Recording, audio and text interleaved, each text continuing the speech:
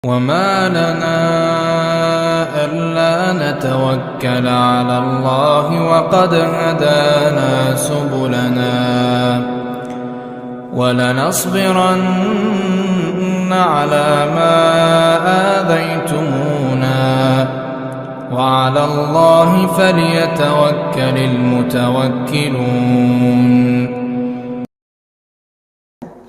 Nah, sampai di sini barulah kemudian para ulama ini berbeda pendapat tentang masalah kalau di dalam perjalanan mana yang lebih afdol, sholatnya itu secara lengkap atau yang lebih afdol adalah mengqasarnya.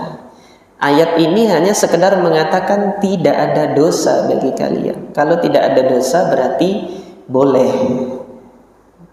Kalau hanya sekedar boleh, masih lebih kuat perintah yang ada rakaatnya. Maka inilah yang diambil kesimpulannya oleh mazhab Imam Syafi'i, bahwasanya sholat yang itmam, menyempurnakan 4 rakaat di dalam perjalanan itu lebih utama daripada meringkasnya. Ini pendapatnya mazhab al-Imam Syafi'i. Para ulama yang lain menyatakan lebih afdal mengqasar. Di antara dalilnya itu tadi yang sudah kami sampaikan, bahwasanya ayat ini diperjelas kedudukannya oleh Nabi SAW. Dia adalah sedekah. Kalau sedekah, kemudian Nabi perintahkan ambil sedekah dari Allah. Kalau Rasulullah memerintahkan ambil sedekah dari Allah, gitu kan, maka maknanya yang terkuat di situ adalah Rasulullah menganjurkan untuk mengambil sedekah dari Allah. Berbeda dengan pendapatnya mazhab Zahiriyah. Zahiriyah ketika melihat ambil sedekah Allah maka wajib untuk mengqasar di situ. Dan bahkan berdosa kalau mengerjakannya 4 rakaat. Ini dalam mazhab mereka. Nah, yang demikian ini masing-masing kan mengerjakan sesuai dengan landasan dalilnya. Ada landasan dalilnya baik berupa Al-Quran maupun berupa sunnah Nabi SAW secara praktek dilakukan oleh Rasulullah.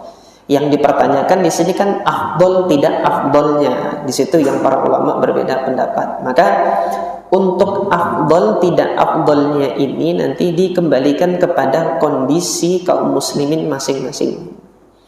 Dalam perjalanannya tersebut apakah menyusahkan atau tidak? Nah, dalam hal ini Utsman ibn Affan radhiyallahu an tidak mengambil rukhsah qasar ini ketika dalam perjalanan haji di hari-hari Mina.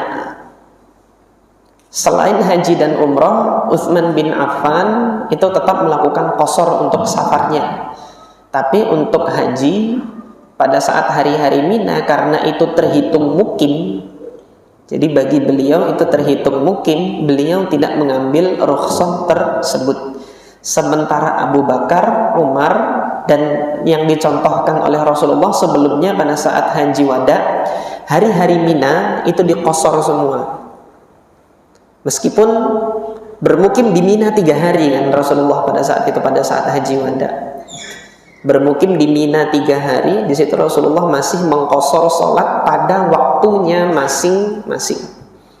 Nah, di sini ada satu riwayat yang dibawakan oleh Al-Imam Abu Dawud rahimahullah dari Muawiyah ibn Qurrah rahimahullah. Ini salah seorang tabi'in yang soleh yang berada di Basrah. Beliau menyatakan bahwasanya beliau mendengar dari guru-gurunya.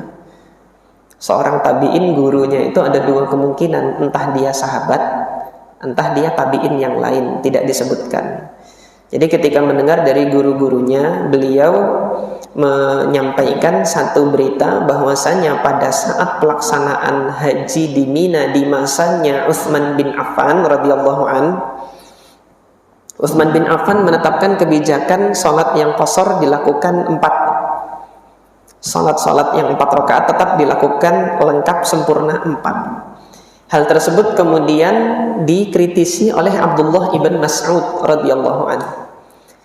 Kata Abdullah ibn Mas'ud radhiyallahu anhu, wahai Amirul Mukminin, kami bersama dengan Rasulullah sholatnya 2-2 bersama dengan Abu Bakar dan juga dengan Umar.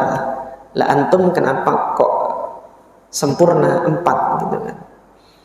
Utsman bin Affan tetap pada kebijakannya 4. Apa yang dilakukan Abdullah bin Mas'ud? Tetap ikut di belakangnya sholat, ikut sholat yang 4 tamam, meskipun tidak dicontohkan oleh Rasulullah pada saat pelaksanaan mabit di Mina dan hari-hari ibadah di Mina. Jadi tidak dicontohkan oleh Rasulullah, tidak ada contoh dari Abu Bakar, tidak ada contoh dari Umar. Nah, di sini yang mencontohkan pertama kali adalah Utsman bin Affan. Pelaksanaan di hari-hari Mina itu 4 rakaat lengkap. Dikritisi oleh Abdullah bin Mas'ud, tapi Abdullah bin Mas'ud tetap sholat di belakang siapa? Utsman bin Affan. Setelah selesai sholat baru ditanya Abdullah bin Mas'ud, "Ibta ala Utsman wa tusalli khalfah."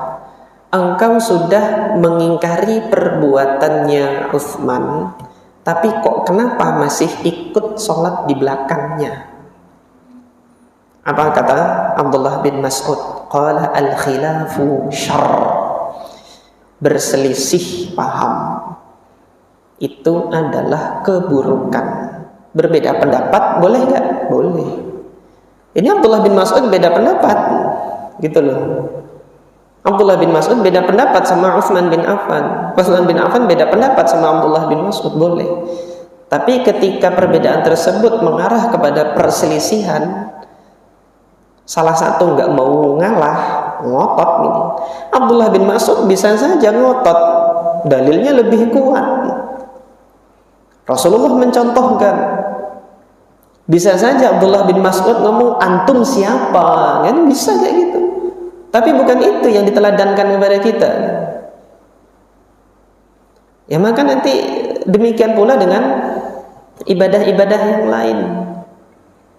Kunut subuh, dalil saya lebih kuat. Antum siapa? Oh begitu? Ya enggak lah. Tapi dilihat apa? Maslahat yang dilihat oleh Abdullah ibn Mas'ud pada saat itu, maslahatnya apa? Persatuan kaum muslimin. Pada saat pelaksanaan ibadah haji, Allah Subhanahu wa taala melarang adanya jidal di situ. Faman farada fihinnal hajja fala rafatha wala fusuqa wala jidala fil hajj.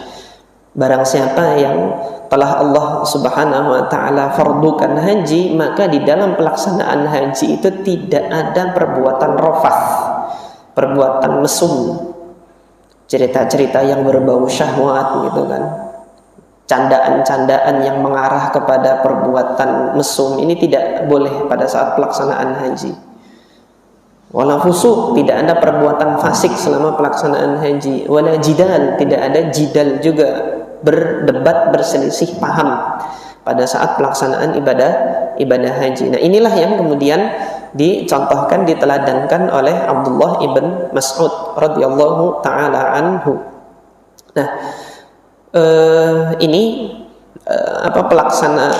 contoh dari Utsman ibn Affan radhiyallahu an yang beliau itu tidak mengambil rukhsahnya. Allah menjadikan rukhsah, tetapi di sini Utsman ibn Affan tidak mengambil rukhsah untuk pelaksanaan ibadah haji dan umrah ini. Nah, kemudian permasalahan yang berkenaan dengan hadis ini, ada sisa waktu, ada pertanyaan dulu kah atau enggak nih?